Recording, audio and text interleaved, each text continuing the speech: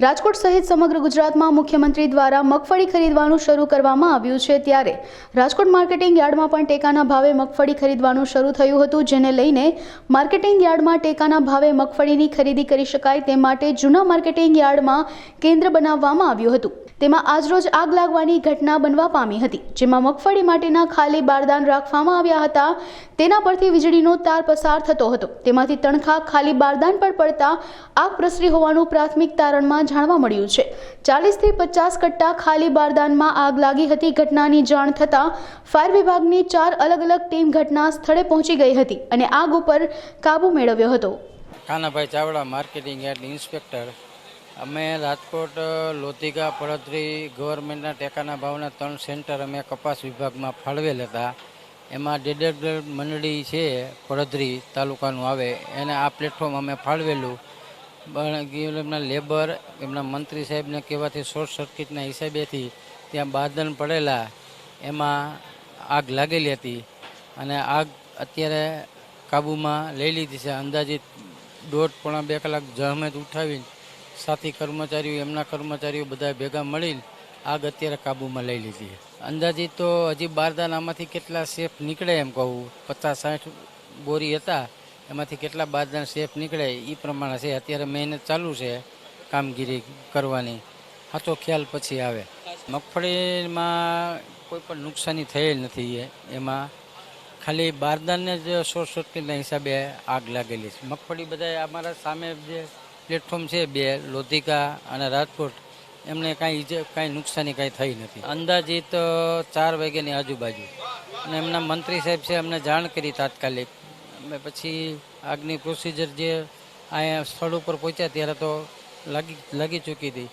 પછી સાથી કર્મચારીઓ બધાને બોલાવીને કોર્પોરેશનના બંબાવાળાને જાણ કરીને આગ ઠારવાના પૂરા પ્રયત્ન કર્યા। 1 કલાક સતત 1-1.5 કલાકની આજુબાજુ આગ અત્યારે કંટ્રોલમાં છે। જીસીબી બોલાવી લીધું, જે એના કટ્ટા હોય જુદા કરી નાખી, એમાં પણ જો કંઈક થોડું ઘણું તણખલું હોય એને અમે અત્યારે પાણીથી મારાથી બચાવી છે અને સારા બારદાન અમે અત્યારે જેટલા શક્ય એટલા જુદા કરી છે। આગળની લોકોને ખુલ્લા છે આ રીતે છે કે માનો કે લાઇટની નીચે હોય ત્યાં સુધી બારદાન એના સહકારી મંડળીના પ્રતિનિધિઓને કહી દઈશું, ત્યાં બારદાન નહીં રાખવા સૂચના અમે આપી દઈશું।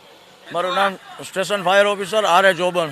આજે જૂના માર્કેટ યાર્ડની અંદર આગ લાગવાની ઘટના બની હતી, જેમાં કોઠારિયા રોડ ફાયર સ્ટેશનથી station officer Bhupatbhai Jesani, Bedipara fire station, ERC fire station અને રેલનગર ફાયર સ્ટેશન, 4 ફાયર સ્ટેશનથી ફાયર ટેન્ડર રવાના કરી અને ઘટના સ્થળ ઉપર આપી સતત પાણી મારો ચલાવી અને આગ પર સંપૂર્ણપણે કાબૂ મેળવેલ છે। હવે નુકસાનીનો આંક આપણને કોઈ ચોક્કસપણે જાણવા મળેલ નથી। શું કે રાજકોટ પડધરી લોધિકા સંઘના જે મગફળી ખરીદી કરે એ સંઘના બારદાન હતા, કેટલો જથ્થો હતો એનો હજી એ લોકો સર્વે કરી અને જણાવશે।